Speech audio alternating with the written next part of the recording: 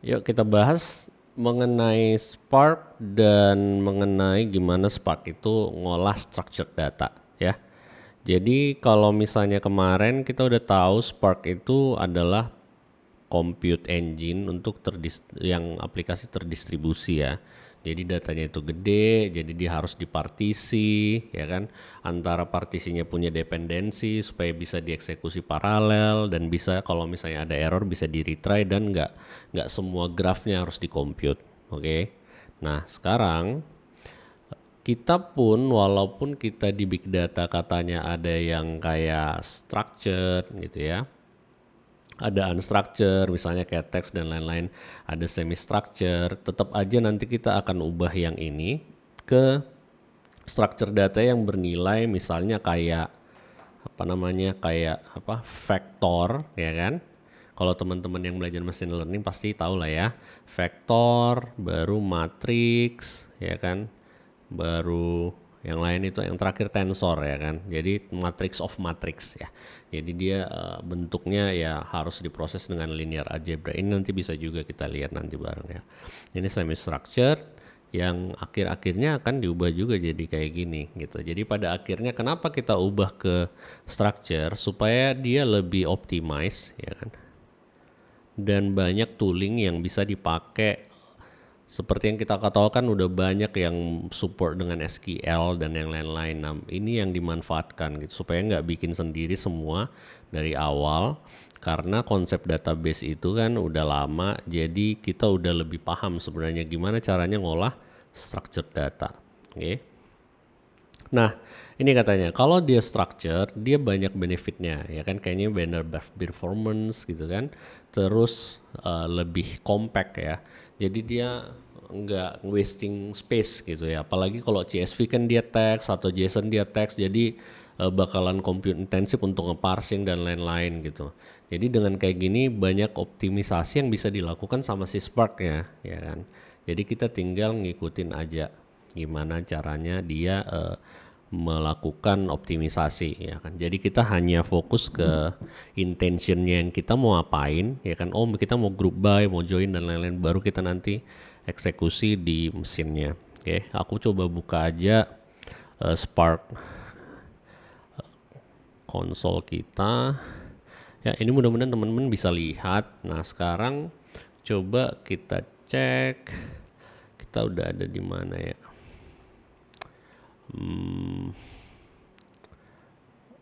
Okay, seems I need to connect to my VN first. Retry. Hopefully this work. Okay, cool. Let's do this anyway.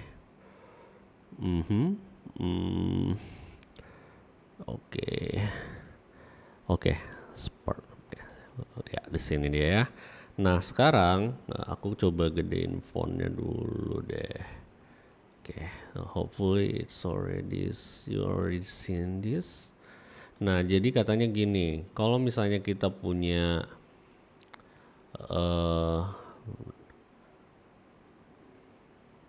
ya kan, kita punya code kayak gini lah ya.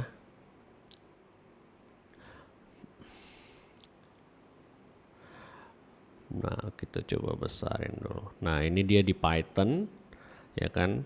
Dia mau create data frame sebenarnya kan. Tapi dia pakai RDD ya. Jadi kalau tuple itu dia type bentar ya. Aku coba. Tuple itu dia kayak ada value-value yang dirangkai dan diakses jadi satu nama gitu. Jadi misalnya kayak gini tuple name dan age gitu. Jadi dia kalian bisa akses misalnya tuple itu kayak gini misalnya. Misalnya kayak name dan age ya kan. Ini adalah tuple ya. Beda dengan array ya. Kalau tuple itu dia memang dia lepas tapi bisa diakses individual. Nah, ini karena dia itu adalah terdistribusi, berarti kita harus menggunakan RDD-nya. Ini yang paling primitif ya, tapi kita nanti nggak bakalan melakukan hal seperti ini, ya kan? Jadi dia punya list, ya kan? Ini kan list nih, ya kan? Kalau misalnya teman-teman bisa lihat di sini, ini sebenarnya list nih, LST, misalnya eh, people, ya kan. Nih, ya. Ini adalah list. Kalau misalnya teman-teman lihatin peoples, nah ini dia list of ini. Ini kan name dan age ya, name, age, name, age, name, age gitu ya. Nah sekarang kita bisa bikin RDD dari sini, ya kan. RDD itu yang kemarin aku jelaskan adalah resilient distributed dataset. Jadi dia anggap kayak list yang terdistribusi gitu. Nah ini dia hanya sedikit, jadi mungkin dia hanya satu satu processing unit atau satu node juga udah cukup, atau satu core juga udah cukup ya. Tapi kita mulai dari start small-nya aja ya. Nah, kalau misalnya kalian parallelize ya kan, katakanlah ini gede banget gitu. Di parallelize berarti dia nanti akan didistribute gitu ya. Nah, jadi ini bakalan kalian bisa lihat peoples ya. Parallelize. Oh, sorry, ini parallelize ya. Nah, dia akan dibuatin nih. Coba kalian bisa lihat ini dia ada tipenya, ya kan? Nah, oke. Nah, sekarang ini kan agak kompleks ya. Kalau misalnya keperhatian ini adalah lambda. Oke. Nah, sekarang kalau lambda itu gimana sih sebenarnya bentuknya gitu ya. Nah, kalau misalnya kalian coba di sini, ini kayak gini ya. Nanti aku coba jelaskan bacanya gimana, karena konsep fungsional ini memang mungkin nggak semua teman familiar, tapi konsepnya ini sangat bermanfaat sekali sih, ya kan. Apalagi di distributed system ya. Nanti kita coba lihatin sebenarnya gimana dia bekerjanya. Nah, oke. Ini kita simpan dulu sebagai data.py, data rdd.py, ya kan. Oke, ya kan. Ini tadi supaya kalian gampang lihatnya, dia diparallelize dulu, ya kan. Ininya name dan age. Dan ini dia dibuat seperti ini. Ini adalah transformation, ya kan. Nah, sekarang coba kalian lihat, ini bacanya pelan-pelan nih. Ke blok ya. Ini mapnya, ya kan. Nah, di sini kalau misalnya kalian udah bikin mapnya di sini, berarti ini reduce-nya, ya kan, supaya kalian bisa lebih gampang bacanya, ya kan, untuk readability juga kan. Nah, ini taruh sini. Nah, udah. Oke. Nah, ini kalian perhatikan seperti ini nih. Pertama kali kan dia di map dulu, ya kan. Map itu artinya adalah dia nge-transform, ya kan. Misalnya kalian lihat, aku coba bikinin ini ke aku screenshot, baru aku jelasin part per part ya, karena mungkin pasti membingungkan kalau yang memang mungkin belum terbiasa ya.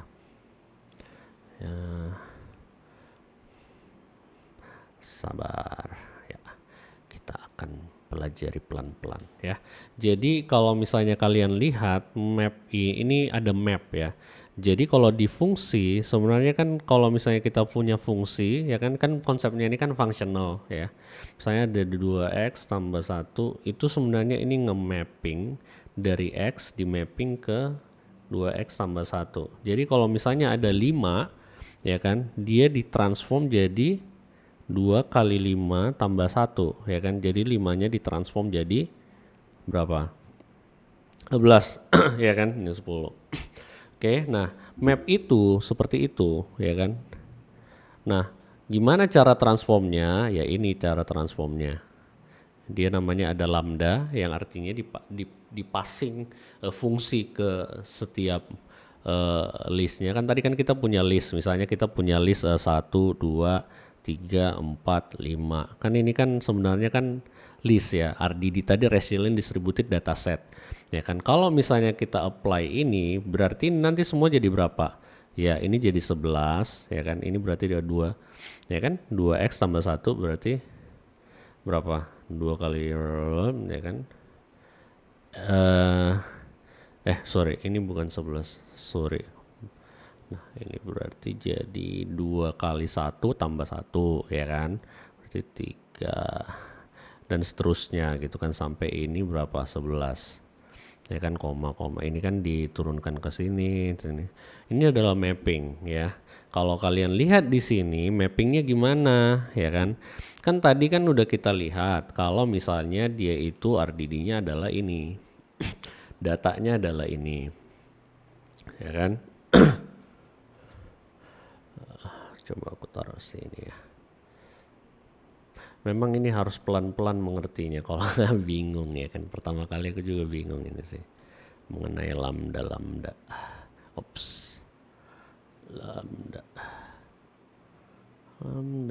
But ini tapi ini konsep yang sangat-sangat memang harus dipahamin ya. Nah ini tadi kita ada, ini kan tadi nama nih ya kan. Nih, berarti tuple-nya itu sebenarnya kan di sini kan dia ada X. Berarti dia nge-match ini. Jadi berarti ini kan istilahnya kayak tadi ada broke. Ya kan ada 20 ya kan. Di ini dia ngakses X0. Berarti apa? Ini 0, ini 1 ya kan. Berarti dia bikin tuple lagi nih ya kan. Nah, berarti dia di sininya jadi bronze. Tuple yang baru ya kan, karena tadi kan kita map tuh. Jadi ini ya kan. X1 nya apa? 20 20,1 ya. Begitu juga yang lain. Reduce by key adalah, jadi reduce by key itu adalah, kan kalian udah punya kayak gini nih, broke kan, baru yang sini tadi 21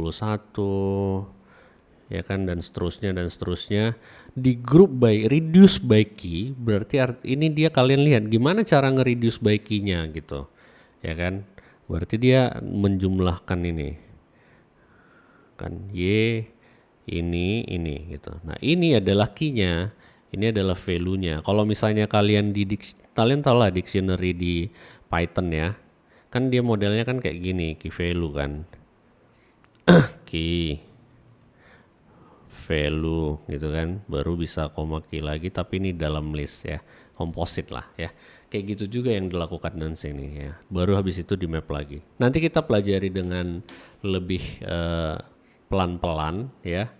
Tapi nanti kalian akan terbiasa dengan ini. Tapi kalian pertama pahamin aja dulu kalau ini maksudnya seperti apa ya. Kita eksekusi dulu lah ya, supaya kalian tidak terlalu pusing.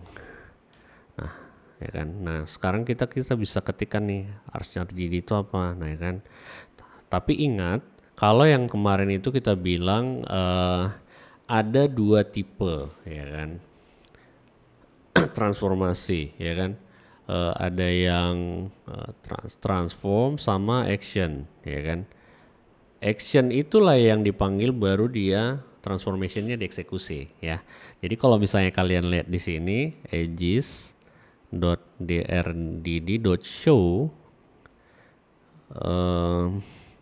aegis.rdd.count coba ya. Nah di count dia pasti keluarnya 4 gitu ya kan. Nah kalau dia misalnya kita mau lihat apa isinya, ini di collect. Nah ini dia. Tapi ingat ya, collect ini kalian gunakan hanya untuk ngetes. Tapi kalau misalnya datanya gede, jangan di collect ya. Jadi kalau misalnya kalian, kan kemarin kita ngomongin ada node banyak ya kan, ada worker node ya kan. Ini anggaplah server ya kan. Terus ada master node ya kan. Terus ada yang lain lagi apa nih? Ada driver ya kan. Kan ini kan kita lagi di driver nih, yang ini ya kan. Bayangkan kalau misalnya kalian collect semua datanya dari sini ke sini ya kan, bakalan meleduk ini ya kan. Jadi istilahnya yang kalian collect itu sebenarnya hasil transformasi yang udah kecil gitu. Jadi jangan bulat-bulat di collect, nanti hati-hati dengan itu ya. Jangan kayak select all baru talikin semua ke dalam satu node ya. Jangan ya, karena kita harusnya memproses di klasternya, bukan dibawa ke lokal kita gitu ya. Oke. Ya, that's that. Nah, sekarang kita coba apa ini ya. Ini adalah di Spark gimana, hasilnya sama aja ya kan, tapi di sini kita bisa lihat dia udah diubah jadi data frame API ya kan, jadi dia udah lebih teratur. Kalau misalnya kalian lihat di sini ya kan, ini from Spark dan lain-lain kan, ini kan import biasa. Coba kalian bikin dulu file data frame, data frame. Loh kok di sini ya? Bentar ya. Kita ada di mana sekarang ya? Let's see. Oh, masih di saya sorry. Spark. Let's do this. Oke. Supaya nggak ribet. Ini chapter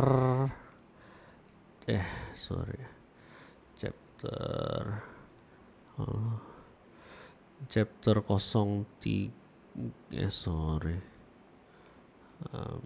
sini ya. Oke. Chapter 03 ya. Kita bikin di sini misalnya data frame api.py ya. Kita ambil yang ini kan.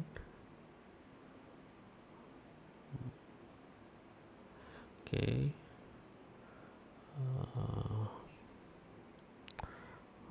Kita ambil yang ini dulu, ini aku tutup dulu supaya nggak terlalu banyak dan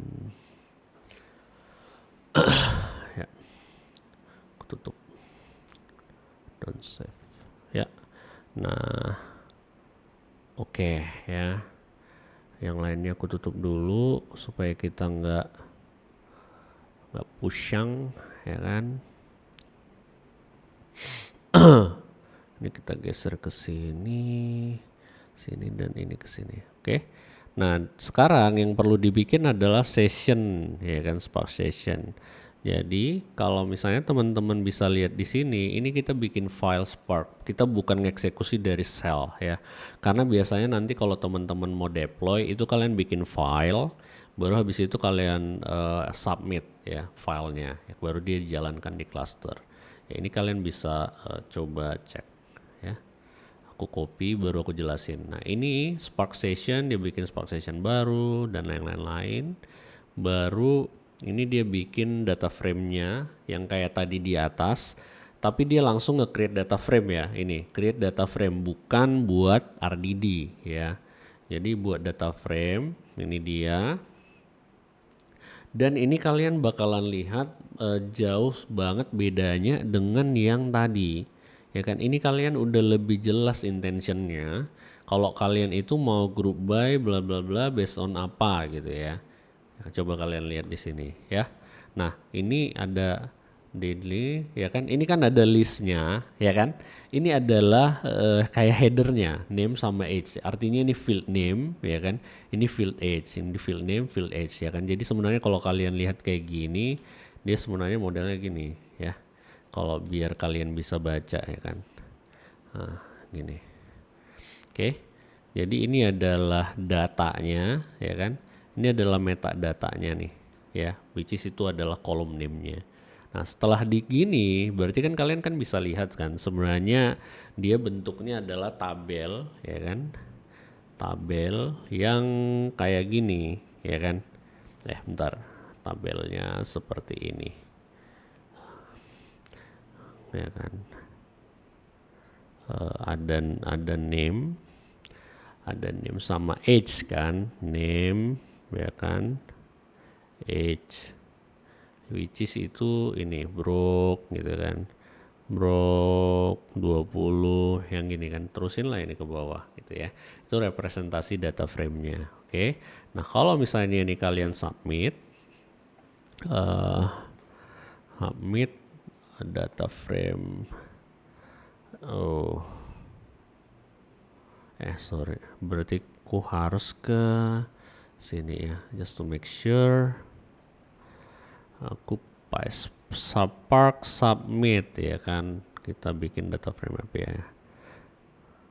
Oke, invalid syntax. Oh ya ini ya, sorry tadi copy paste biasa. Nah sekarang kita coba jalanin lagi. Oke, hopefully it's working. Oke. Oke, ini dia ya. Take sometimes karena ini nggak terlalu gede aku bikin VM-nya. Ya, supaya tidak boros. Nah, ini jadi kalian bisa lihat ini average age-nya berapa ya kan untuk setiap eh setiap komponennya ya kan, average age-nya itu. Nah, ini. Oke, di group by name ya kan, name-nya kan ini kan ada Brock 2 gitu kan, baru nanti dapatnya di average. Baru yang Denny hanya 1, Jules hanya 1, TD hanya 1 ya. Jadi si Brock-nya itu ada 2, ini dijumlahkan ya kan baru bagi 2. Oke. Cool. Oke. Nah, sekarang kalian udah ngerti itu ya kan. Ini sama kayak di skala sama juga. Nah, data frame API ya. Jadi kalau misalnya kalian pernah kenal dengan yang namanya pandas ya, pandas ternyata.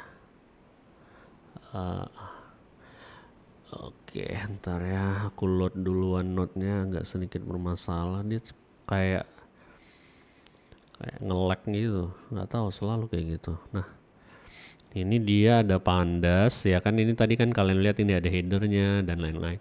Dia punya kayak table ya kan. Lebih gampang kan membayangkannya ya kan, easy to digest ya kan. Jadi kalau misalnya dia easy to digest, kita bisa lihat di sini dia nanti akan bisa digabungkan gitu ya. Dan kalian bisa gunakan sintaks-sintaks SQL seperti biasa. Nah, basic data types itu kalian bakalan lihat kalau ada tipe-tipe data untuk kolom-kolomnya gitu ya. Saya seperti ini. Oke?